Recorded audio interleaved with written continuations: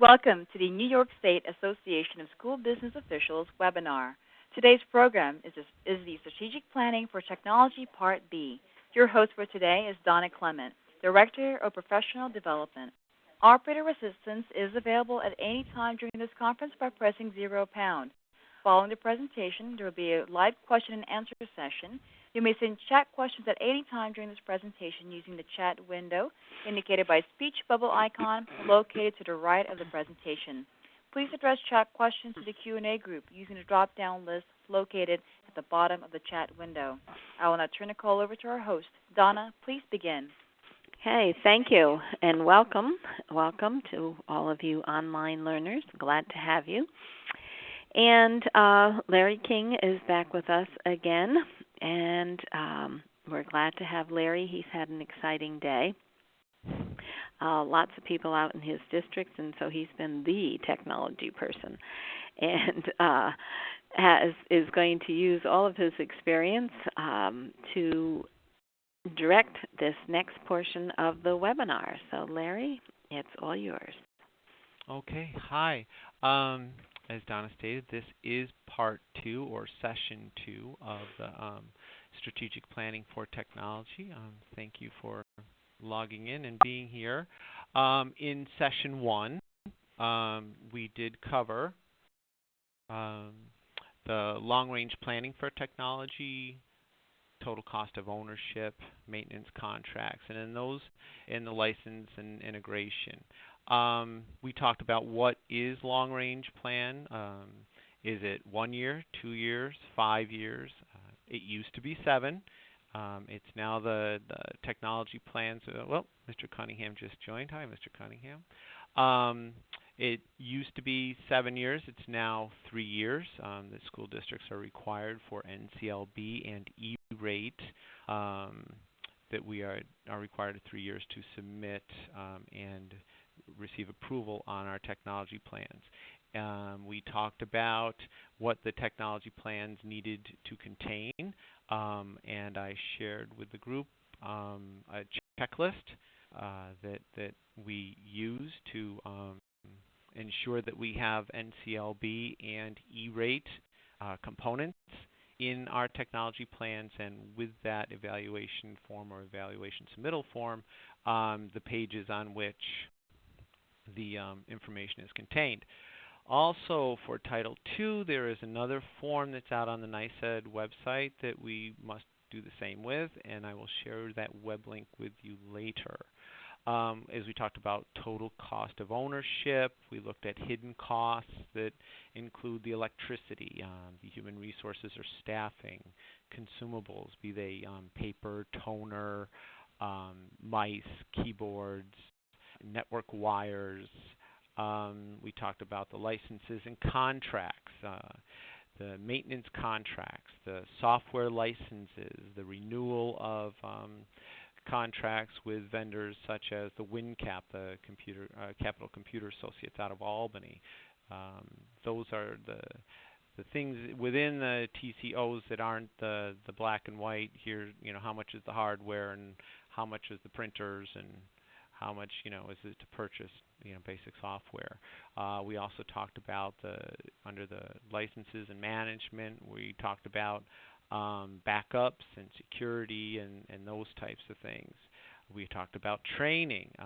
It came up in an earlier conversation today that people's training budgets are being cut. That's one of those gray, intangible areas that although very, very important, as I mentioned at the last webinar, that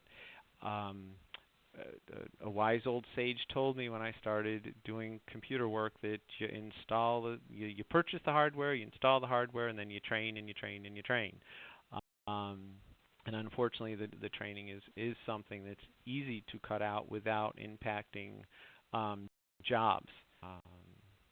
So we did discuss that. We talked about different ways of having maintenance contracts, be they with the BOCES or with outside vendors, third-party vendors for things such as security systems and copy machines and those types of items. We talked about managing licenses, for software, for contracts, and trying to get them on the same 12-month cycle, so at the beginning of the summer they don't come in November or January, and you have a revolving that area. And then we did the number 5 was one that integration of multiple hardware software systems that used to be an issue, and now it is less. That I can indeed run the Apple operating system on a Dell computer or HP computer that has an Intel processor.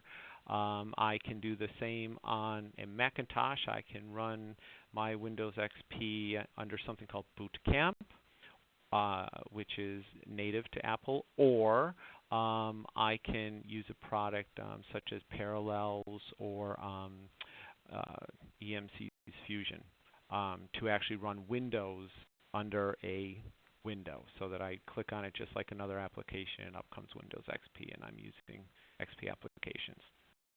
And in that one topic, the question did arise regarding WinCap, and yes, indeed, WinCap will work on a Macintosh or Apple computer as well as it does on a Windows computer. The server always has to be a Windows server, though. So when you move to that, you cannot have an Apple server running WinCap.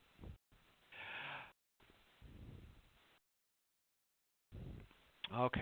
Long-range planning, these under the technology plans and the checklist, like I said, one of the things that was put up on the website, and hopefully some folks were able to look at and gain, it was actually an assignment, was to go out to their home school and look at the website and hopefully find their technology plan, or maybe just find their tech coordinator and see if they had a copy of the tech plan and or a checklist for that, and also go out to another school district within New York State and see if they could indeed take that checklist and review the technology plan that you garnished wherever. And they all should be, as I said, all should be posted on the school's website. That's a requirement.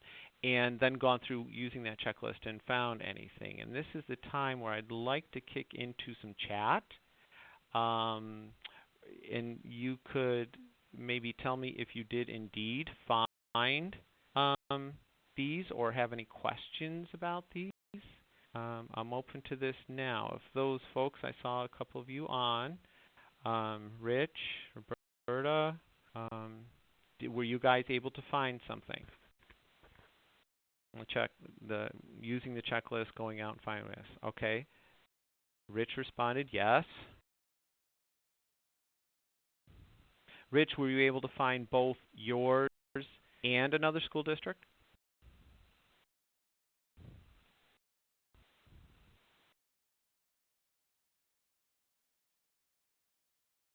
Michelle said, I knew that was, I'm chuckling. Michelle replied that I end up using your plan. Sure. And you know what, Michelle? Actually, on our website, Rich, you did the same thing. Well, thank you. You like yours better than mine. If you look up, oh, good, Michelle, you got yours too. That's good. If you look on my website now under, and I'm glad you were able to find my tech plan, it's located under the district tab down at the bottom lower left-hand corner where it says Technology Services.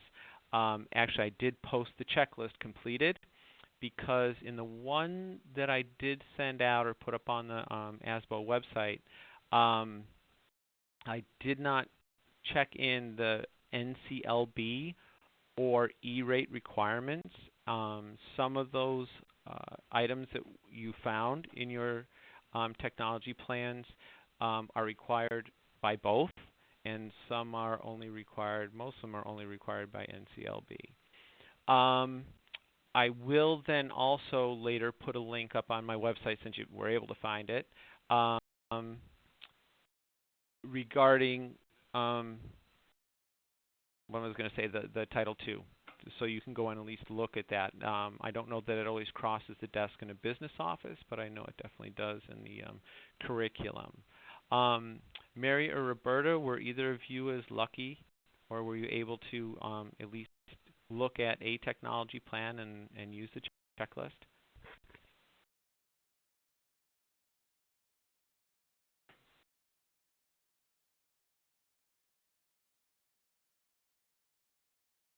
On this, as we look at the question that I put down at the bottom, did your home school district's planned expenditures match yours? If you're coming out of the business office, oh, good.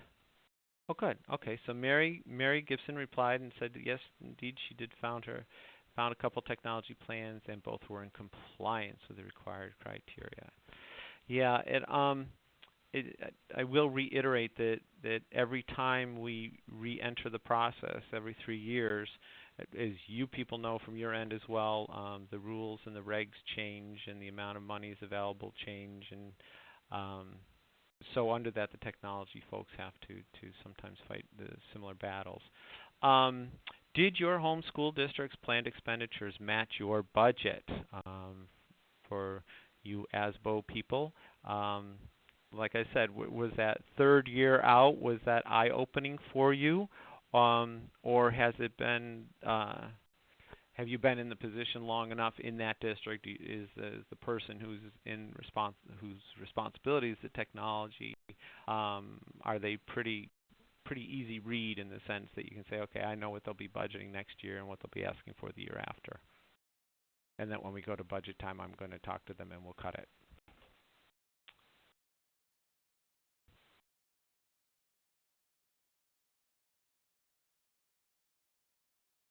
Oh, good. Michelle said that her projections were pretty close.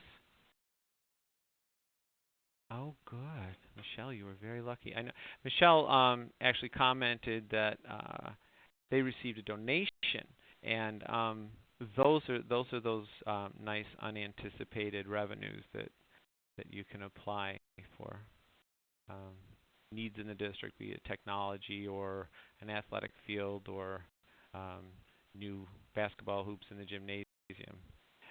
Expenditures exceeded budget. Okay, so Rich replied that his expenditures exceeded budget since they used local government grants to boost infrastructure. Okay. So Rich is saying that they use local government grants to boost their infrastructure improvements. So that's good.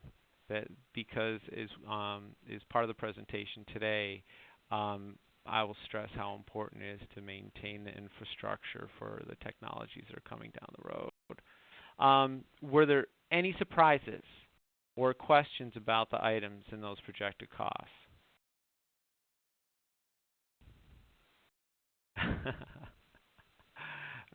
I'm chuckling because Rich's reply was expenditures exceeded budget since we used local government grants to boost our infrastructure, but then he said it could be a sign that our budget was smaller than what we needed.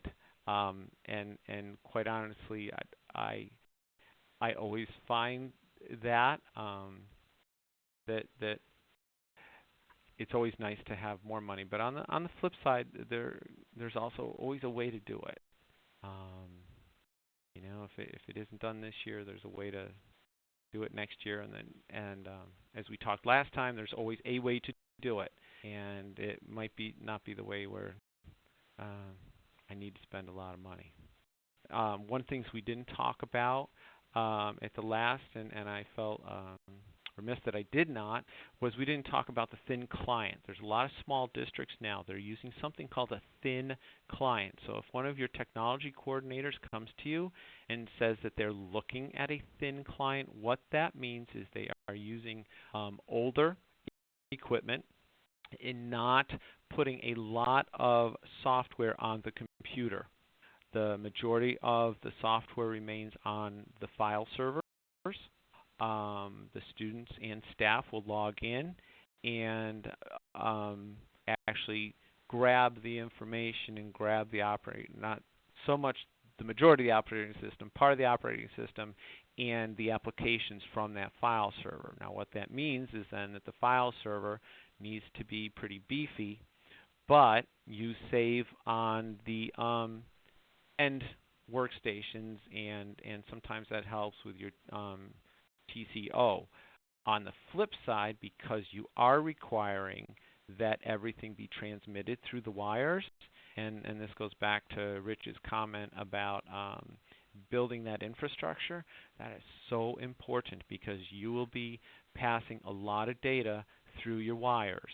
And if you anticipate putting thin clients in your classrooms, for every thin client, you need to ensure that you have a network outlet for that computer and that in your wiring closet you have a port available on your network switch.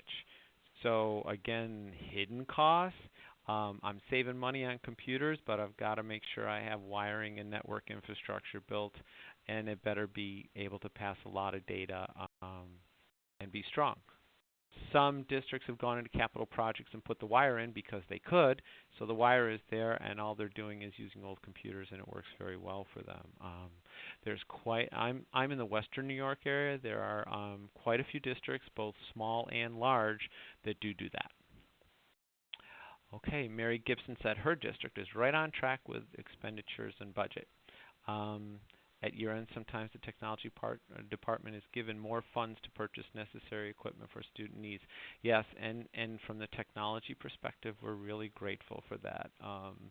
There's no happier day than when a business official walks in and says, I have a little bit of money left over. Could you use it? Because the answer is always yes.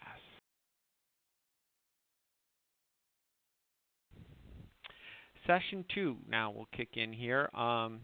The topics we'd like to address today are appropriate policies, disaster recovery, community access, emerging technologies, and cost-benefit analysis.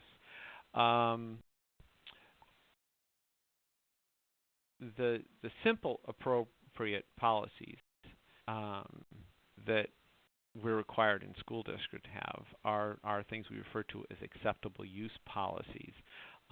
You've all signed one. You've all seen it. It may not be called an acceptable use policy. It may be called something else, only because only boards of education can write policy or assign policy or approve policies.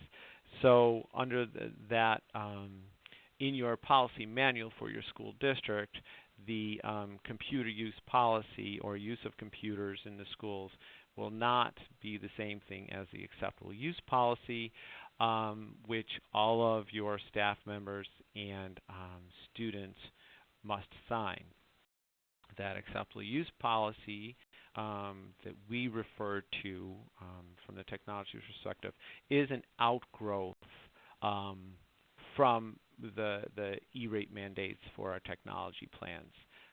When E-rate first came into place, prior to them evaluating our technology plans, they wanted a copy of our technology plans, but they were not evaluating them for any specific criteria. The E-rate people, the one thing they did say is that you will have an acceptable use policy that all staff and students will sign, saying that they will use the computers for educational purposes. And now these acceptable use policies, which are part of the technology plan, have grown to the point where we are also including I'm trying to think how they refer to it, when you create a document and it belongs to the school district. Somebody help me with that? What is the terminology for that? It's intelligence something. Oh shucks. Well, if you can think of it, throw it out in the Q&A group. Please type it in. I'm drawing a blank on that. That would be helpful if somebody could just type it in. It says something intelligence or well, anyway. It means if you create a document when you're here, if I send an email when I'm at school, then that email or that document actually belongs to the school district, does not belong to you. And we touched on it very briefly in the last session, but this is truly a reason for keeping teachers' work such as blogs and wikis and Moodle sites. Moodle, remember we discussed that?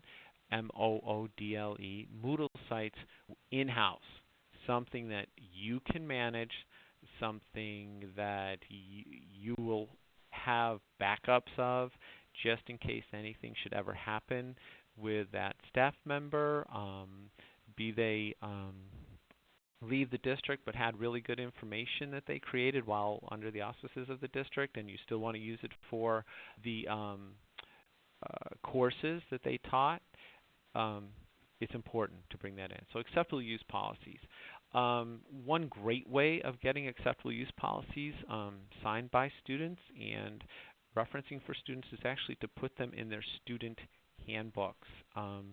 This is a question I'd like to throw out to the group. Is anyone doing that now, or do you know if your district does that now? Do you put your acceptable use policies or your computer use agreements in your student agendas or planners or handbooks so that that student will sign it and carry it with them every day? So if there ever is an issue, yes, Mr. Cunningham says yes, indeed they do. That's a good thing. And if your district doesn't do it and you're not aware of it, it's really a great place to do it. Now, this is with the middle and the high school people. I will tell you, too, that in our district, the form that we have a elementary school which is pre-K through 5. We have a simpler form for our little ones, yes. And Roberta, she says you're a small school, and we mail these agreements out to the parents. And that's a great way to do it, too, because you get them home, you get them signed, you get them back in, and then you file them somewhere. It is important that your acceptable oh, okay, Rich Cunningham, his Director of Technology, Vince Fleck, is now in the room. Welcome, Vince. Under the acceptable use policies, I lost my train of thought here. With the mailing and the filing, it's important that every year staff and students sign a new form. This protects you in those staff members that may have left, may have come new in the middle of the school year, so that when September comes around, it isn't like you missed anybody, or they can't say they don't remember ever signing that, or they sign it under, some other. So some send them home, some keep them in. With staff, do you do those? Actually, are some school districts in Western New York that actually use their Lotus Notes. There's a part of Lotus Notes and Domino server in which they can actually read the acceptable use policy and submit their digital signature, and that fulfills a requirement. In that way, it's all electronic, and it's maintained on a file server, and it's you don't have a lot of papers and stuff floating around. The code of conduct should also include, very interesting. I say this, I'm reading the chat line, so if you hear me all of a sudden make an off comment like that, Mr. Cunningham just stated that they also maintain the status of student acceptable use agreements in Power School. You know what, Mr. Cunningham, we use Power School, and it would be great sometime if you and I could talk and you could share with me how you're doing that, because that sure would be a nice little key to flag, or a nice little flag to throw up for my librarians and my computer aides as students are walking in and there may be an issue with a student on a computer, or they want to ensure that we all are riding under the flag. Because you're right, the new students, as they come in, it may or may not be part of their registration process to sign an acceptable use policy. And as I verbalize that, I'm wondering if we do that in our own registration office. Are there any questions on these, or any other comments? Anything else you'd like me to talk about with the acceptable use policies, computer use agreements, or code of conduct?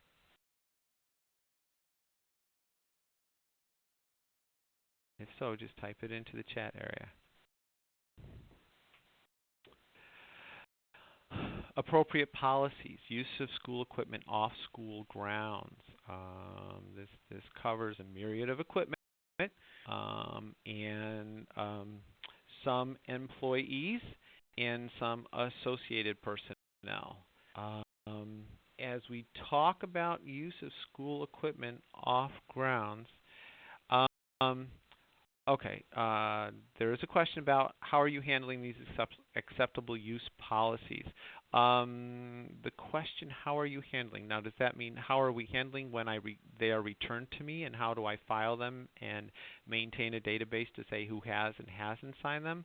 Or are you asking how do I handle these acceptable use policies in that usually they're for disciplinary action. When someone goes someplace they shouldn't be, we can, I mean, that's the most common use, is to say you actually signed this saying you would not use this computer or our computers or the network for malicious purposes. It's actually supposed to be used for school. My understanding is the policies have really no legal foundation, but they're a nice step to say you read it, you signed it, and you broke the rules. Is that about the same? Anyone else? How, let's see, Mary or Roberta, how are you guys using your acceptable use policies? Are you aware of how they're used in your school district? Okay, Mary's stating that the AUPs are signed by 4th, 6th, and ninth grade students. Okay, is that because you have a primary and no, it'd be an elementary, middle, and high, correct? Okay. Okay, so Mary says yes, that they're signed. Okay. Um, Under the use of school equipment off school grounds, do you have a sign-out sheet for all equipment? And that includes, okay, Michelle actually stated that each of our classroom teachers turns the forms that he or she collects into the main office. Okay, so Michelle does it by classroom, and it becomes the classroom teachers, probably homeroom in the middle, high. That's my assumption, Michelle. Is that correct?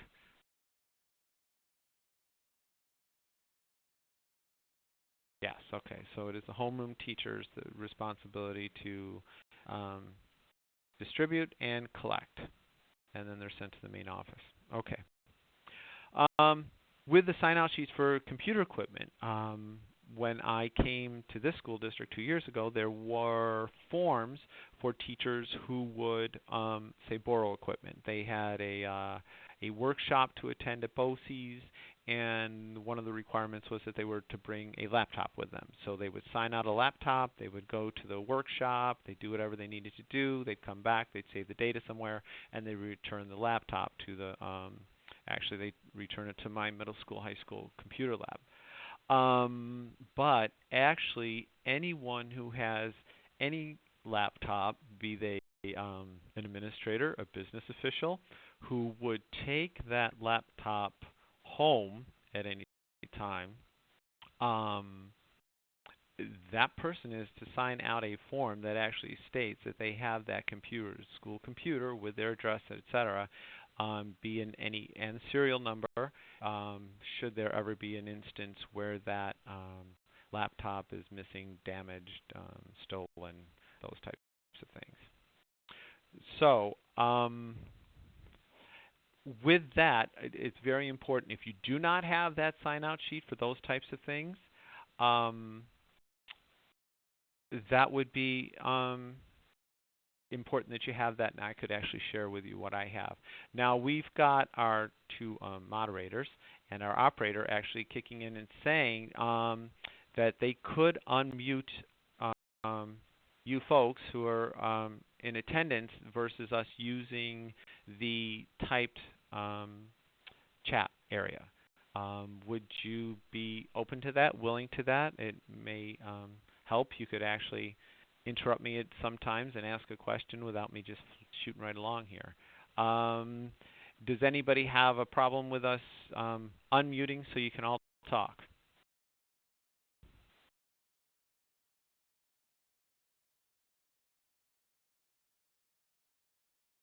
Okay, I got a no from Michelle.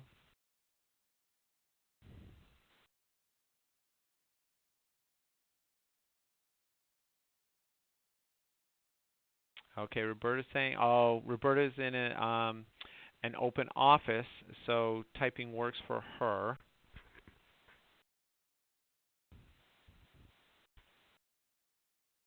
I'm gonna ask Donna and Michelle, our operator, if we unmuted it, could some still use the chat typing area? Absolutely. And it can also mute their phone if they're in a noisy area by pressing Okay. 4#. Okay. So there you go, Roberta. You could actually just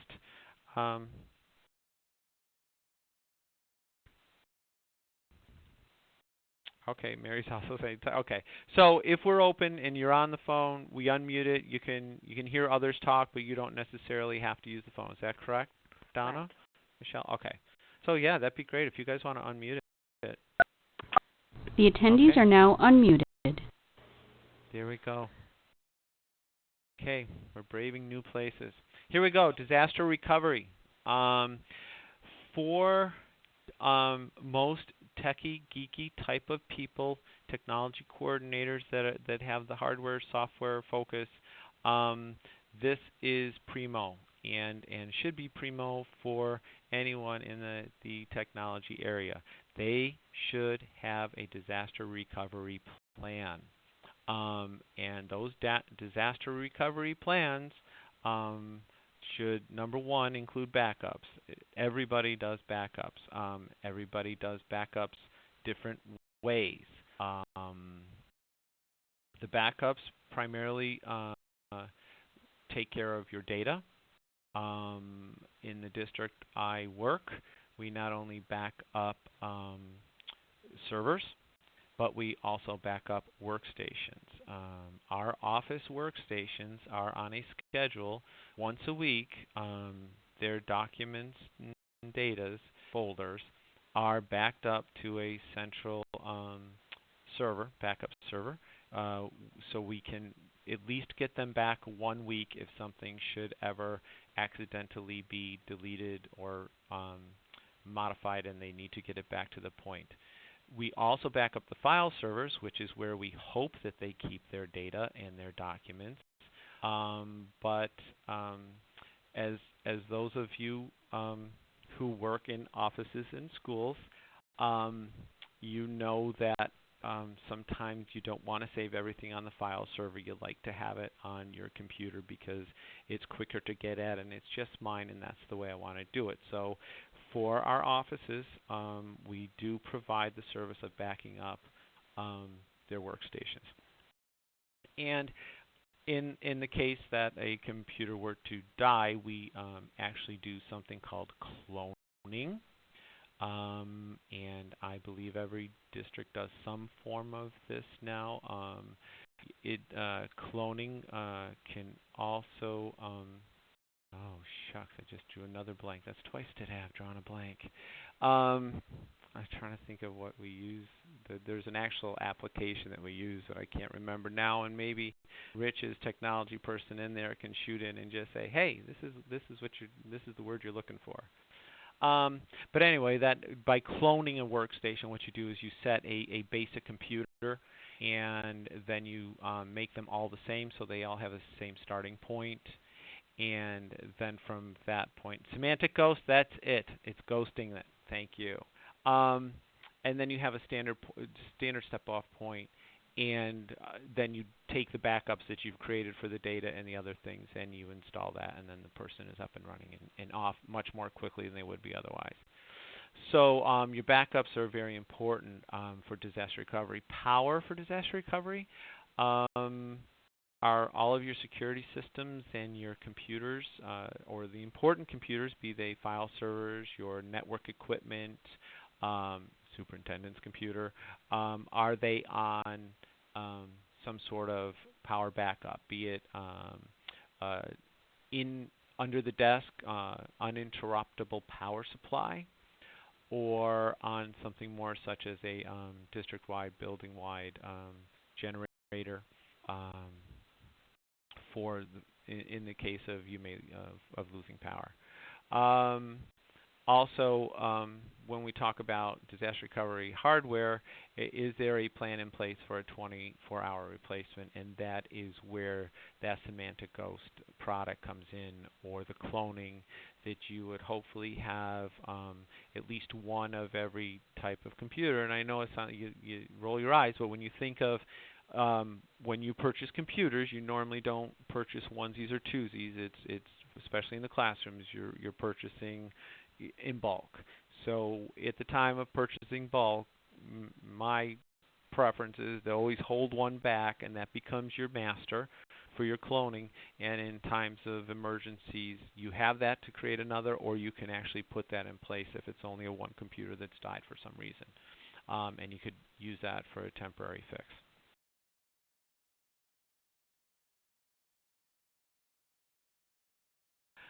When we talk about backups, where are they?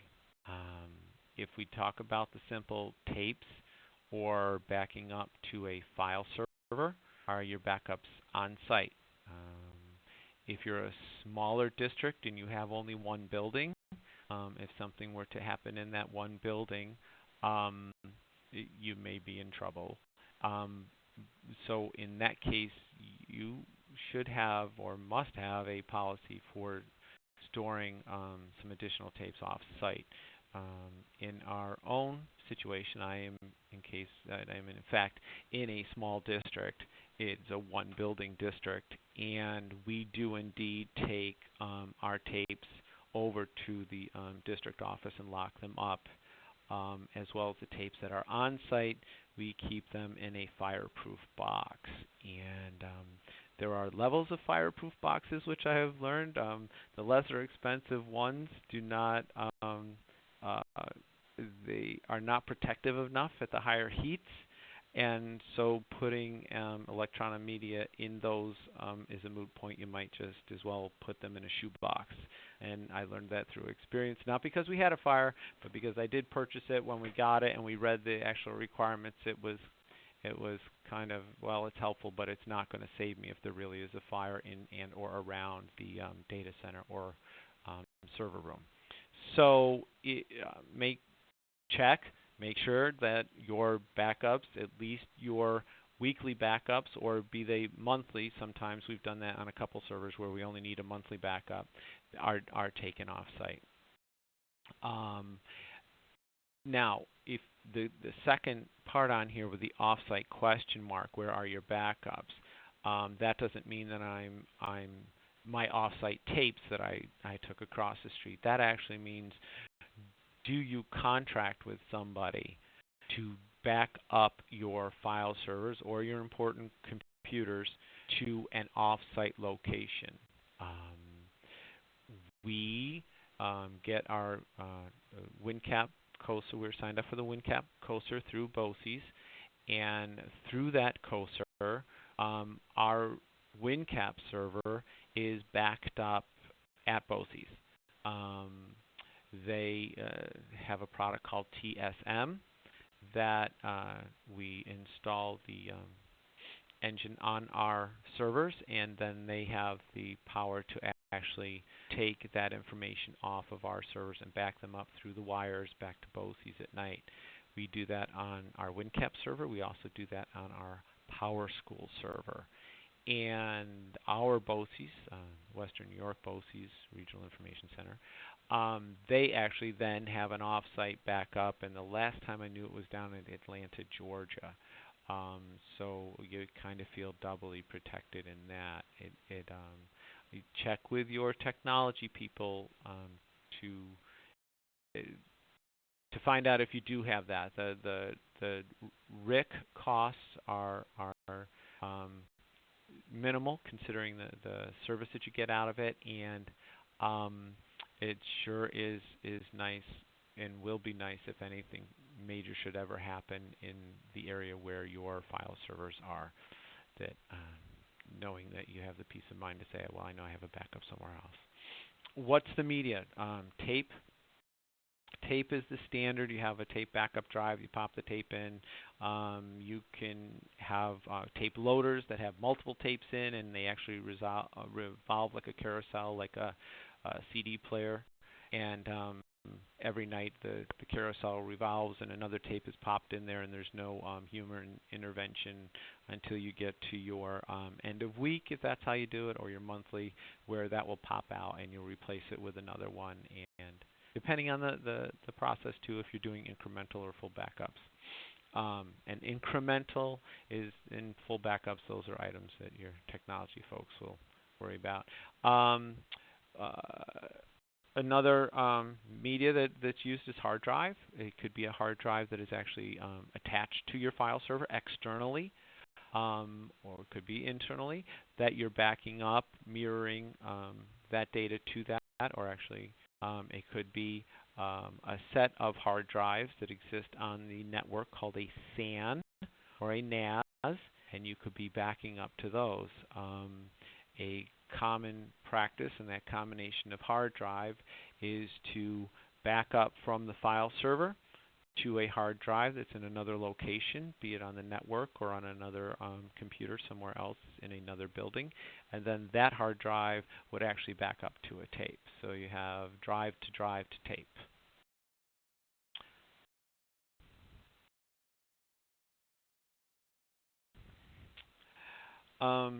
Within your disaster recovery plan, the technology, what technology is on emergency power?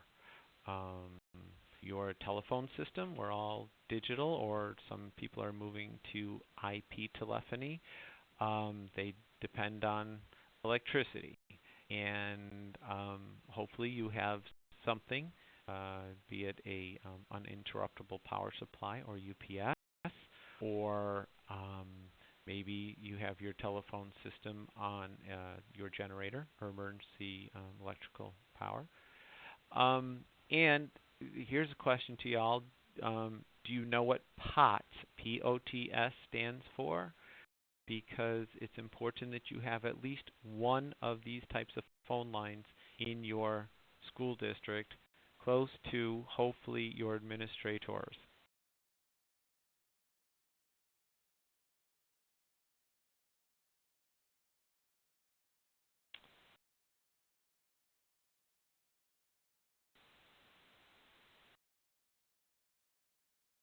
Plain old telephone system is a POTS line. So if you have a fax line that does not go through your outside trunk, or is not attached in any fancy way to that, that will have, there we go, Mr. Cunningham knew plain old telephone. Ms. Gibson, you knew plain old telephone lines. Good, okay. So a couple of you do know what POTS stands for. It's important to have that because in the event of a power outage, the majority of the time the telephones, plain old telephone system, still work. Even over cell phones, because as you know, cell phones, you can have dead areas. Cell phones, you could lose a tower, especially if it's snowing and poor weather, which we incur sometimes in upstate New York. But to have that POTS line, especially somewhere near, is just a comfort, and it's just it has worked. I've seen them used many times in the cases of power outages, especially in bad storms. Your file servers, hopefully they are on some emergency power. If not all of them, the important ones, like your email and your WinCap, and or whatever you happen to be using in the district for business applications, and also probably your student management system file server should be on that as well, only because those require, or not require, but are utilized by people outside of your building. When I was at Erie, Touche, Chautauqua, Cattaraugus, BOCES in the western end of the state, we had multiple centers, and the center at which had the data center, the server room, we lost power. The rest of the centers were still up and fine. Thank goodness our primary file servers were all on emergency power, as were our network switches and our communication devices, so that the other centers never knew that there were no lights or there was no heat and those types of things in the building. They just went on with life as if nothing had occurred. So it's really nice to have that. And even if you're only a one building district, especially if you're in the middle of work and something goes down, it's nice to know that the file server did not just quit and shut down and all your data got beaten up and corrupted, but indeed would do a neat shutdown for you if the power were to go low. Your network switches and wireless access points, it's important that you put them on some sort of power supply system, be they your generator or, again, a UPS or uninterruptible power supply, so you at least have some time in case the loss of power is short. You'll still be okay. Some districts for buildings and grounds use the walkie-talkies, handheld walkie-talkies, and in areas that are larger in geographical area than a couple miles, sometimes you need to install walkie-talkie repeaters. I've worked in a school district where we had repeaters for our maintenance staff. It was important to put those repeaters on a power supply, or actually we hooked them up to the emergency power, so that when the power went down, our buildings and grounds guys could still communicate when they were outside of the building and plowing the parking lots and those types of things, and trying to address the issues that they incur when there are power outages and severe weather. Your security cameras, that's a preference. That's something you should consider when you're doing it. Fax machines. I go back to, well, in a future slide you'll see why. In the case of an emergency, you need to get to your data and a means to communicate with all parties. So make sure that somehow is included in your disaster recovery plan. Community access. Okay, what type of access should the community have? It all depends on your community and your Board of Education. The primary three that I look at are your static, your basic web pages, which is your school website. Parents, community members have access to find out when the sporting events are. If I'm a parent of a student, I want to be able to go in on that third grade website and find out what their spelling list is for the week. If I'm a parent of a middle school or high school student, I may want to be able to go in and find out what the assignments are for math. Those are usually provided in static web pages, which means that somebody on the inside types something up and provides it for those on the outside. And most of the time they are not password protected. They're open to the world. The interactive are the blogs and bulletin boards. Those are the ones where actually under a blog where I go in and someone has a question and I can type in a reply, or I can type in the question and look for others to collaborate and answer or just discuss. The bulletin boards as well are a place where I as a visitor can post something. Passive, we all do passive in that we send emails. And I see that as something that can be directed from inside. That, as a matter of fact, we do it from our own school, where parents can sign up to be on the PTSA email list, similar to the listserv, in that if there's any items that are going out from the PTSA, information is sent. It's a global send. It's simpler than mailing.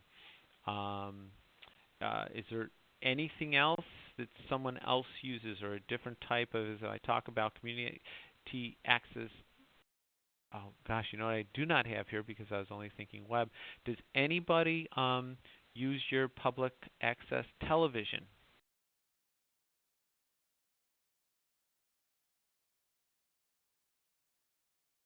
I know we have districts here in this area that actually use public access TV for Board of Education meetings. Mary Gibson saying yes. Now, Mary, do you use your public access TV just for board meetings, or will you also use them for putting on the weekend's football game, or the maybe concerts are tough because you have to worry about copyright issues. But a football game or a basketball game, do you use it for that too, Mary? This is directed directly to you. Multiple events. Okay. Actually, most cable contracts include the public access TV as a requirement, that public access TV must be part of the district. Some districts have been smart enough to include that so that they could actually transmit from there. Now, Mary, you're saying that you actually use it. Do you have to go to the public access center in your district, or do actually you have a location in your school district where you are on camera, and that is the focal point for the transmission? I'm sorry, I'm talking directly to Mary. Mary actually is doing it. That's why I'm asking.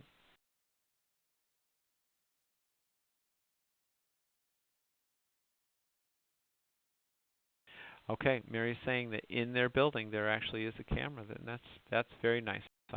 I'm not there. I hope to be there someday. Is anyone else know if that's ever been a discussion in their district? Rich, have you guys ever pondered that, looked at that, discussed that as an option?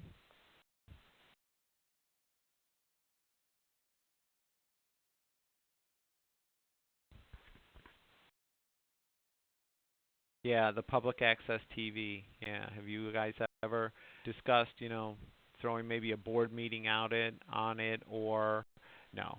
Yeah, the same here. I would love to do it only because where I grew up they do it, and I see advantages to it, but I also see the let's say work that's involved from my perspective to doing that. Emails to parents and guardians. I know we all do it individually. Do you do it globally? As I mentioned on that, when I was talking about the passive, where we actually send stuff out to PTSA, or we actually have a homework hotline email group where we'll send out to all the 8th grade parents and say, here's what the emails, in that email say, here's what the homework for this week is, and list it, as well as having our, we have another thing, we have our, under passive, there's also the dial-in for our homework hotline, that we have phone numbers here at the school district for our middle school, where parents can actually call in, dial that extension, and hear a recorded voice every evening of what the assignments are for that grade level through all the curricular areas. So, I mean, that again is a passive access. Automated calling systems. Are you utilizing those, or have you anticipated using those? Yes. Yes. Yes. Yes. These are the these are very popular now, and I'll tell you, being a parent who receives phone calls in this way, they are very welcome in the King household. To get a phone call saying that there's going to be an emergency dismissal, or that there's the PTA ice cream social is coming up on Wednesday night, please don't forget, or high school open house. How many? Well, I'll tell you. I'm going to step off aside for a minute. We were sitting. My daughter is in high school. She participates in an athletic team. We were sitting there as parents 2 weeks ago, going, "Hey, when is open house?" None of us knew. Now it's in a couple weeks, but with only a couple weeks away, all of us just looked at each other and said, "We don't know when it is." The automated calling system is great because a few days before that, we're all going to get a phone call and say, "Hey, don't forget, high school open house is such and such a date," and that's just welcome. Roberta is saying that they use an alert system, alert now system. Okay, so it sends out emails as well as phone calls. So not only is it an automated calling system, but it's also an automated email system. And the product is called Alert Now. Okay, that's nice to know. Thank you, Roberta. We use here Global Connect, and that's similar. I don't know if I can send emails only because we just started using it this year, and the primary focus up to this point has been just getting all the correct phone numbers. We are in our second wave of checking. We sent out a student information form which parents fill out and return, and then we also just sent another letter with the 5-week report to our middle high school people saying, okay, here's the phone numbers we have for you. Are they correct? And we are also doing the same thing with our staff members saying, here are the phone numbers we have. Are these correct? Okay, Mary Gibson says, we use an auto email system from School World. Correct. And that's the same one we use here. It's part of the website, and the parents can sign up and put in. We can put in for them their email addresses. Actually, they can submit and put their own email addresses in their information we can send to them. And those work very well with getting information out to parents because it's a one click of the button gets to lots of people, much more than we had a few years ago.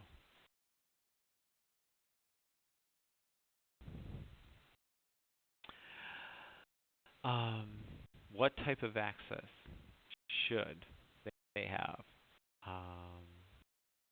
School news for sure, calendars, general information. The new ones are the grades. Do you know? Does your school district, Rich, Roberta, Mary, do you guys know? Does your school district currently have a parent portal for grades and/or for your lunch program, whatever that may be, where they can actually log in using a user account to look at their students, essentially their report card prior to being a report card, and/or their lunch balance as far as expenses. Do you know if you're using that now or looking at something? Okay. Mary's saying yes through Infinite Campus. And Michelle is saying we've been doing grades for 7 and 12 for a couple of years and added 5 and 6 this year. Good for you. And Rich is saying the same. Yes for grades, middle and high school. No point of sale right now. You're going to NutriKids, which will give us that ability. Yes, it will. Oh, gosh, that's great. Well, there you are. You guys are ahead of us on that. We had spent years on an older system prior to my arriving, and we just switched over to PowerSchool. Last year was our first year live, and this year we're going to start moving toward the parent portal. Well, that's great because it's great on one sense, but as we'll look at another slide, on the other side, there's all the other security issues to worry about. And the lunch program, yes, you do have a lunch program. Okay, Roberta, that's funny. Yeah, okay. Rich is saying that the parents love the parent portal in PowerSchool, and I can see that, and I know that what has prompted our school district to move toward that parent portal is the Board of Education. Rich Cunningham also said the kids don't like it as much as the parents do, and I can understand that too, as again, being a father of a teenager. Okay, as you look at what type of information the community can post versus being logging in and looking at information. Is there an alumni location where they can leave each other messages, like a guest book? Is there a Facebook site for your school district? Can they all become friends? Does your school website contain a blog for community and school issues, being that if there's a hot topic that some folks want to be a part of and you want to create a location for interactivity without having to call them all in for a meeting, And it would not be board members. It would just be district on focal topics such as could be PTA type information, maybe fundraisers for the swim team, those types of things. I can say that we don't do it. Is it something we've discussed and thought about? Yes. Facebook, we definitely do not have anything like that, but we certainly do have and have had for a number of years a guest book location for a lot of alumni. This district has a very strong alumni base, and it has a educational foundation which is very strong, which is made up of a lot of alumni, and that is a benefit to the district to have those things, and having the guest book actually enhances the experience of our school. And going back to the very beginning where you said I got a local donation, having that guest book location has certainly helped us in acquiring some grants and actually the establishment of our educational foundation. When we talk about these places, that's where we get into that managing security. When we talk about parents logging in and seeing the grades and the students information under the point of sale system that you have, be it NutriKids or whatever, you're managing the security of, you're opening up a spot and you're giving someone a username and a password, and then you've got to make sure that it's secure, because grades and or account balances would be an awful thing to end up sharing with people and becoming that location. There was a school district in our area a number of years ago that got hacked, and they actually became a website for a bank, a major bank, and people were logging on to their file server in their school district and logging in and putting in quite important information. They were caught, the perpetrators were caught, but it was still just a scary thought that you have a file server inside a school that someone on the outside is logging into and utilizing in an illegal way. Okay. A very good question. Michelle is saying, is this something that would need to be specifically addressed in a district's liability policy? I think if you're doing that, any way you can protect yourself from any type of litigation that would arise from someone compromising a username or a username and or password, I would certainly say that would be a great thing to put in your district's liability policy and have it inside the manual to help yourself and help protect yourself. Especially as we talk, NutriKids was the product that came up for the point of sale. There is a means by which you can use your own PayPal account to transfer money into the school's NutriKids system, so that I can, if I see that my kid is behind or I need to put another $20 or $40 onto their account, I can do it through PayPal. Well, what that does is you really need to make sure security is in place, because you are now transferring financial information in and out of your school district via electronic means. But under that, we talk about the possibility under PayPal accounts for money transfers, also for purchasing like school yearbooks or maybe school rings, or for PTA fundraisers, be it that I may have folks on the West Coast who are alumni that come in and say, oh, look, you're doing this. I think it's a great idea, but I don't want to have to write a check because that's 2 weeks away. Can't I just use my PayPal account and spin it over? In doing that, and your technology people will be apprised of that, but just know from a fiscal point that any time you open up community access to your records or your information, that there is also additional resources, hardware, software required to protect yourself from outside attacks. Um, so that's one of those dark, don't see, hidden things. So in managing the security, how do you um, maintain um, enough security to protect yourself from outside attacks virus? You definitely want to be firewalled. In our region, we do something called NATing, N-A-T, which is a network address translation, so that the TCP IP address that my file server inside behind the firewall has is not a standard public number that would be easily accessible. And again, it's behind the firewall. You need to make sure that your firewall is in good standing. And you need to make sure that your updates and your security updates and your virus updates and your spyware updates are all done on your file servers and any other devices that may be in between,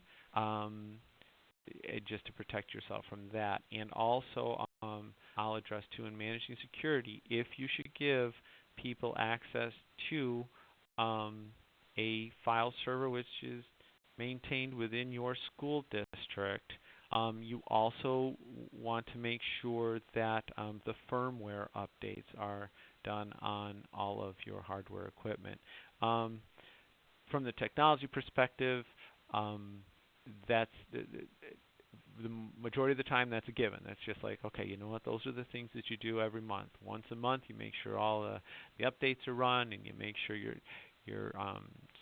virus is done. You make sure your spyware is done. One of the things we don't always look at are the firmware or the hardware updates for the basic input-output system that's on the computer itself. That would be for the chips on the motherboard, those types of things.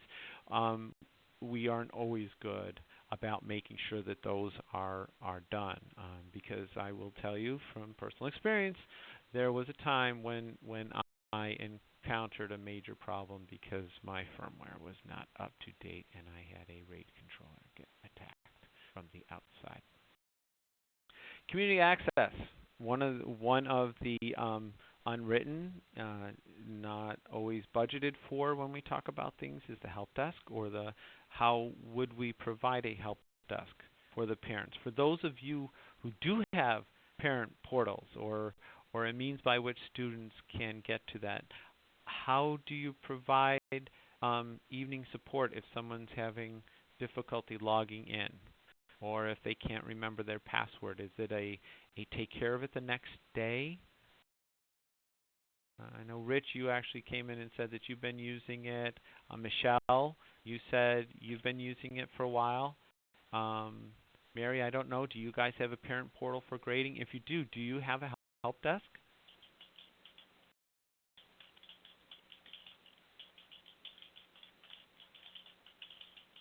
Mary, you do have a help desk, and you do provide it in the evening.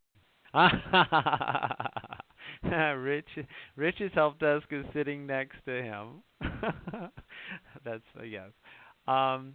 Okay, and Michelle is saying that issue has never been addressed by your district. Now I'll tell you quite honestly, as we're moving to opening up our parent portal this year, that too we have not talked about how we would address the parent at 8 or 8:30 in the evening who's having trouble remembering their password.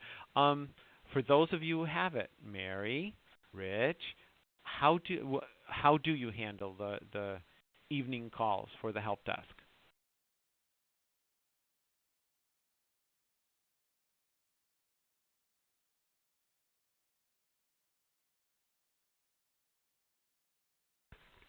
Is it an email? Rich is saying, okay. It says that we don't get a huge amount of calls, but okay, our desk closes at 4:30. Okay, so you provide the answers from Rich and Mary are saying that the majority is emails or phone calls during regular business hours, and the desk closes down about 4:30. So you're using your regular staff to man help desks to front parent questions, and mostly during the workday. So that's just something to think about. And in that, I imagine it's as part of the parent portal when you log in that you would see that it actually says, help is available via, click on here for assistance or call this number during the day. Okay. But that is just another added expense to consider, that and something to make your parents aware, to say, I know the time you'll probably log in to look at this is in the evening. If you have difficulty, it will be a next day. We will respond to you the following day with the information or your assistance for you. So please leave a daytime phone number or email address at which we can contact you. Okay. Now, Rich, you have your help desk sitting next to you. Were there additional human resources required or additional security infrastructure required at the time of opening up that parent portal, or was everything already built in? We'll answer this one over the phone if you don't mind. Can everybody hear? Okay. Yeah, great.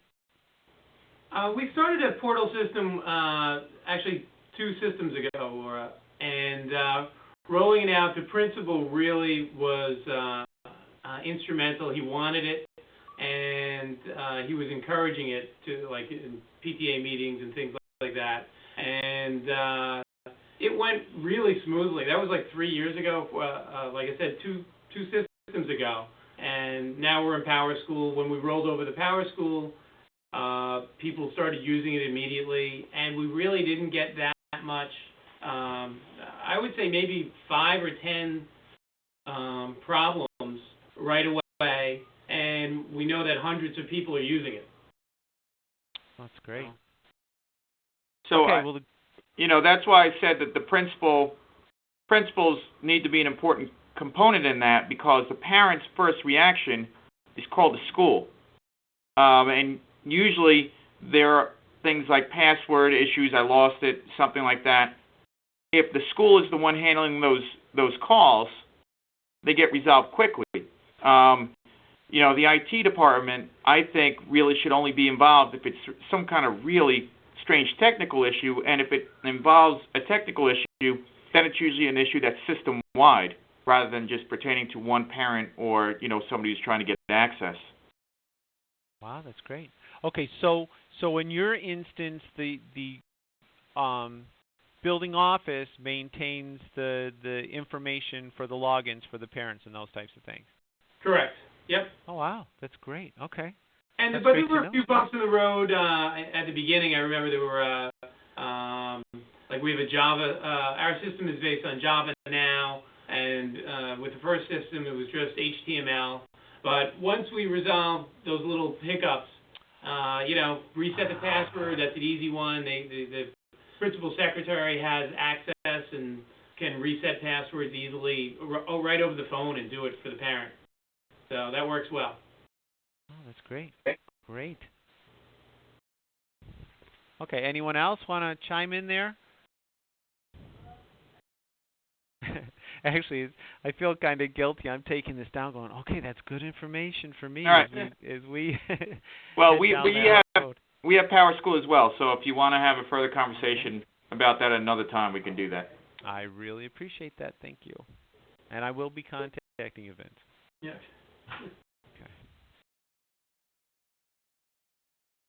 Okay. We'll slide on to emerging technologies. The wireless, that, as it's stated here, it's a given. You got to have Wi-Fi in your district. If you aren't using it today, you will be next year. Now, having it district-wide, that's definitely a personal and preference based on your district and the personality your district has, but you have to provide it somewhere. And that falls back again on security. You want to ensure that you do not become a hotspot for the community and that the kiddos can sit out on the sidewalk and utilize your broadband connections to the internet to do the things that they want to do.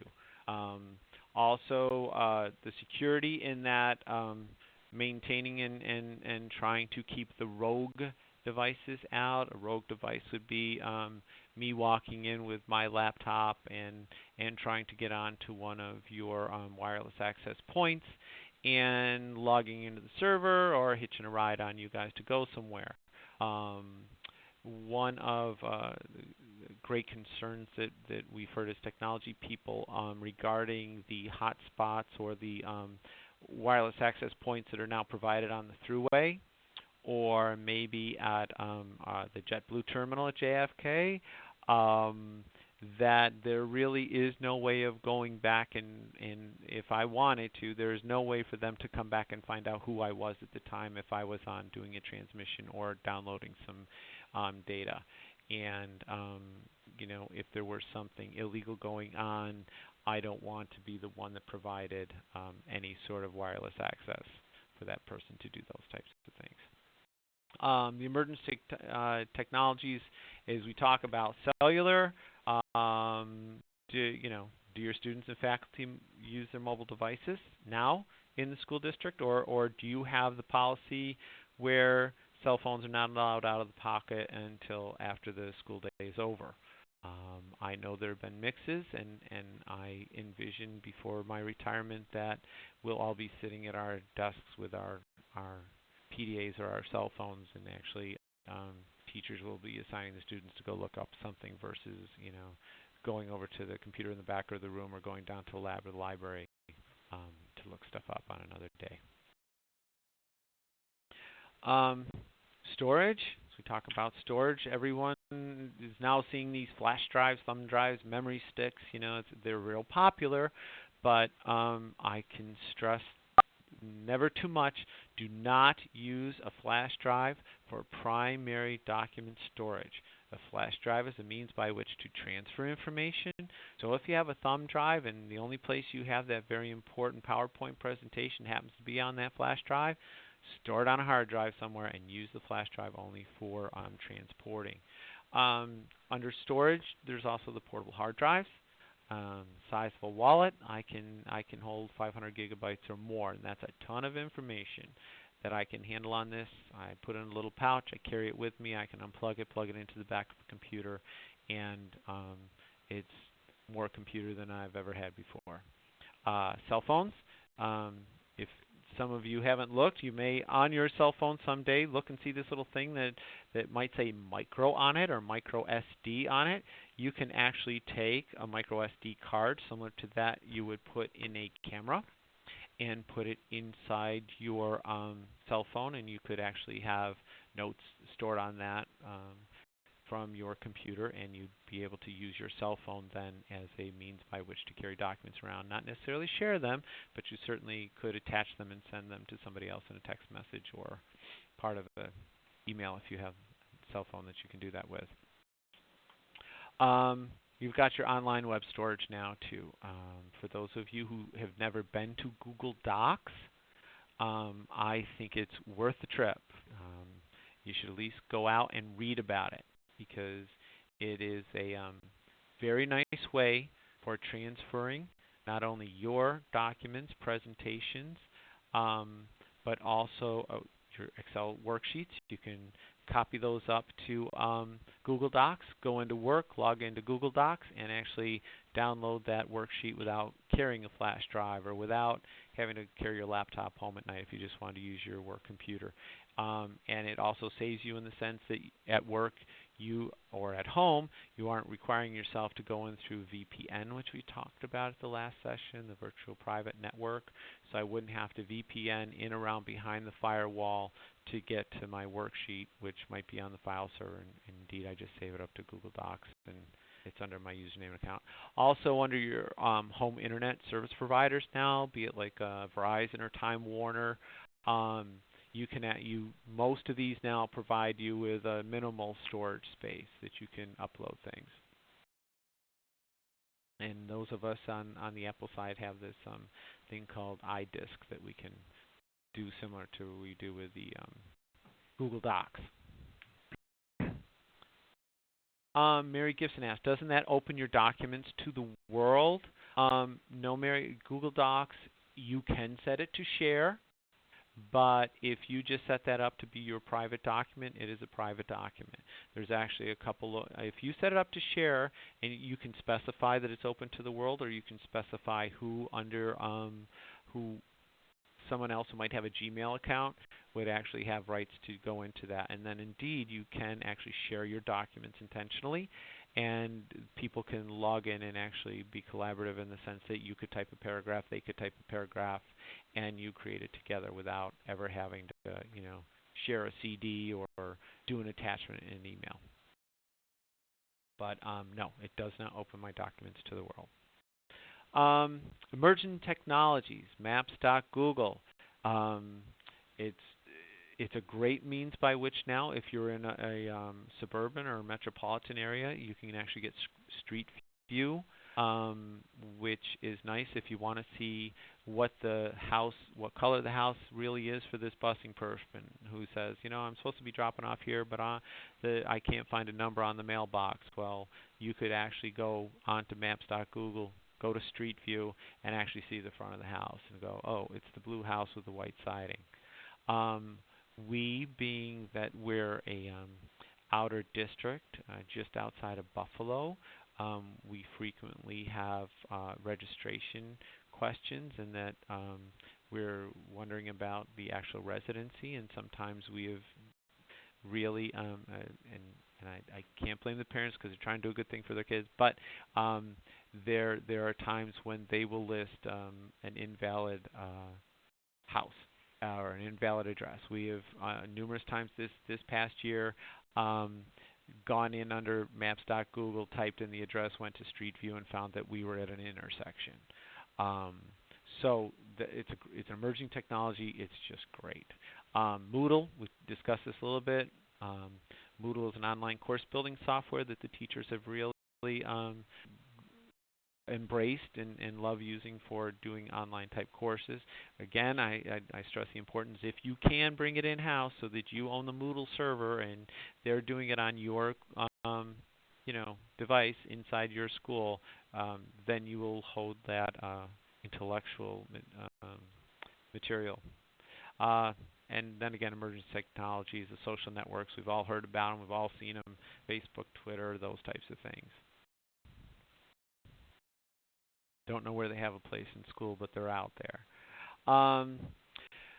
Cost-benefit analysis. Okay, I've got 10 minutes left. I apologize. We're going to have to fly through these last few slides. Instructional program software. Where do you install it? Where do you need it? Is you're doing a cost-benefit analysis on that? Are you getting the biggest bang for your buck? If you install it in multiple locations, can you put the application on a server? Can you do something where you're doing license sharing with the software? That is, in my instance, I found the best way to do it. If I can set it up so that the application is on a computer, but the license resides on a server, and when I log on to that computer, I go to that server and it says, is there a license available for me? And it says, yes, indeed, there is. Then I can actually say, and I'll tell you a specific instance in which we use this. We use it with our music software, Finale. We put that on a server. We have 30 keys on this key server that we share out among the computers. The application's installed. It goes out and says, hey, is one of those 30 keys available? It says, yes, indeed, here it is, and you've got it. And once it gets to 31, that 31st child logs in and says, oh, that is not available.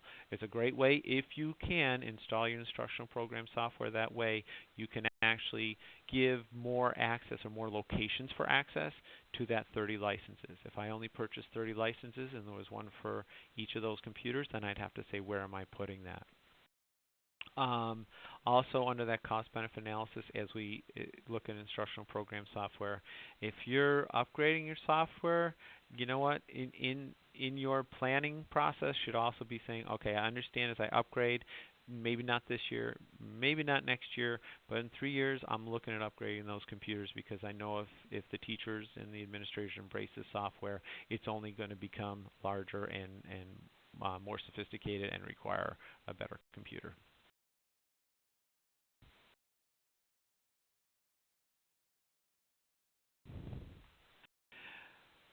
Okay.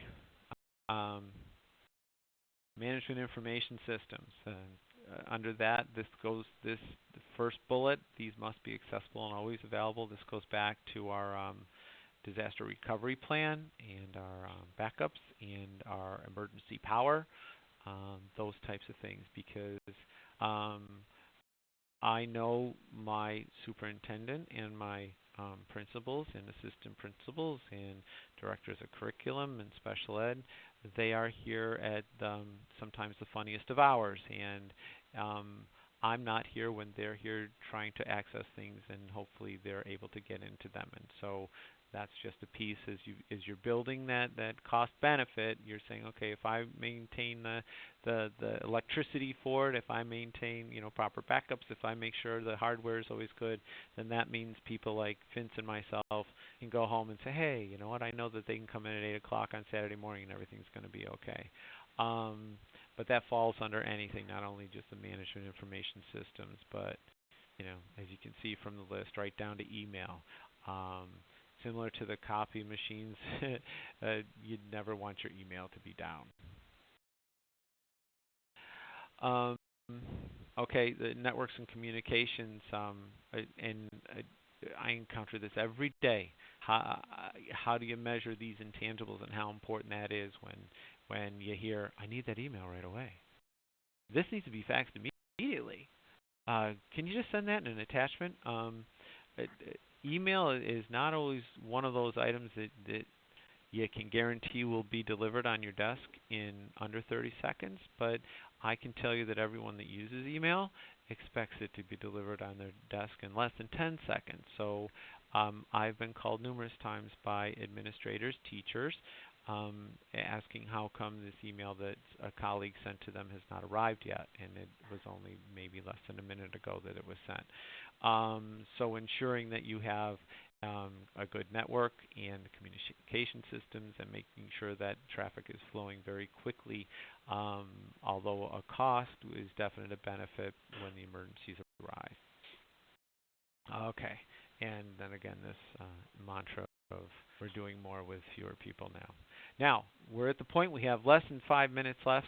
Does anybody have any questions of topics or items I have not covered that you would hope would be there? You only got 5 minutes. Actually, we have 2 minutes. Oh, oh, that's right. I'm on Western New York time. Sorry.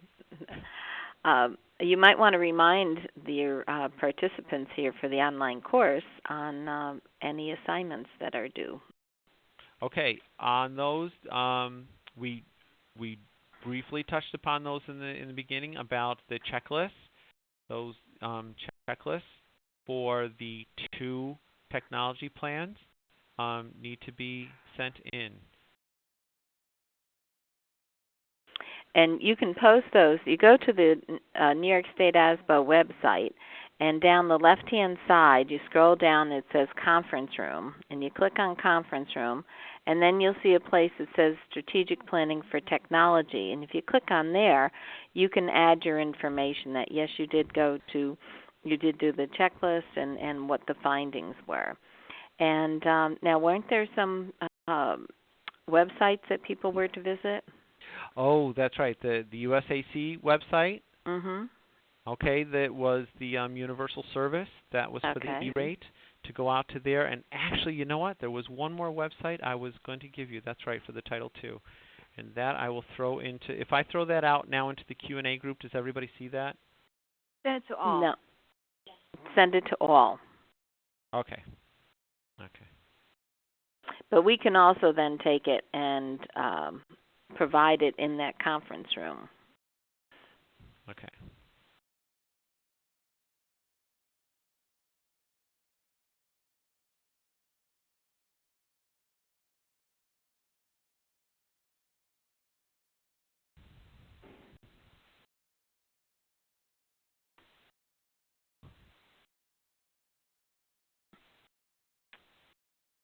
Okay, Larry should be sending that to us shortly, and certainly want to thank all of you for participating. And there will be an evaluation form that comes up. If you could please complete that and fill it out. So, Larry, you're saying that this is one of the places to go? Yep, and then actually go to the Cleveland Hill.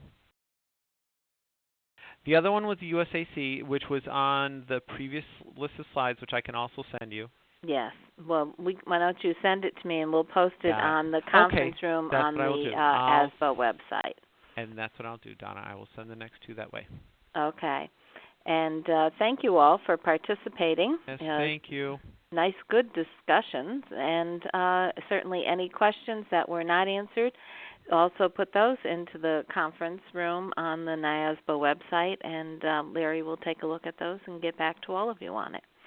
And Michelle, it's up to you. I was going to else? say, Rich and or Vince, just if you could shoot me an email so that we can have the conversation regarding parent portals and stuff. Sure. Okay. Got you. Thank you. Michelle? Thank you very much, Donna, and thank you to our speaker, Larry King. Ladies and gentlemen, this concludes today's New York State ASBO webinar. Thank you all for attending, and have a good day.